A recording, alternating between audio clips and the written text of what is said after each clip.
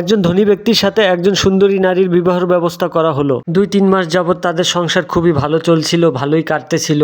একদিন তারা দুপুরবেলায় খেতে বসে এবং ওই টাইমে একজন ভিক্ষুক আসে তাদের দরজায় কিছু ভিক্ষার জন্য। ধনী লোকটি গেটের কাছে গিয়ে ভিক্ষুক লোকটাকে অনেক অপমান অপদস্থ করে বের করে দিল এবং কাঁদতে কাঁদতে সে চলে গেল। 6 মাস যেতে না যেতেই সেই ধনী ব্যক্তিটির সংসার আর টিকিয়ে রাখতে পারল না।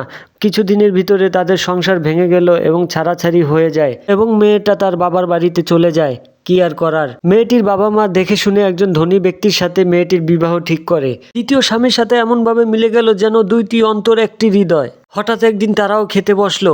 খাওয়ার সময় একজন ভিক্ষুক আসলো তাদের দরজায়। মেয়েটি দরজার কাছে ভিক্ষা দিতে গিয়ে হতবাক হয়ে যায় এবং দ্বিতীয় স্বামীর কাছে এসে বলে, এই ভিক্ষুকই ছিল আমার প্রথম স্বামী। এবং দ্বিতীয় স্বামী বলে, তুমি আরও অবাক হবে একথা শুনলে যে সেদিনকার সেই ভিক্ষুক আমিই ছিলাম। এই ঘটনা আমাদের এইটাই শিক্ষা দেয় যে ধন সম্পদ টাকা পয়সার গরম সবসময় থাকে না। আল্লাহ পাক কোটিপতিকেও হঠাৎ রাস্তায় নামিয়ে দিতে পারে, কোটিপতি হঠাৎ করে নিঃস্ব হয়ে যেতে পারে। তাই টাকার অহংকার দেখাবেন না। প্লিজ ভিডিওটা ভালো লাগলে আমাকে একটু সাপোর্ট করুন, আমিও আপনাদের সাপোর্ট করবো ইনশাল্লাহ।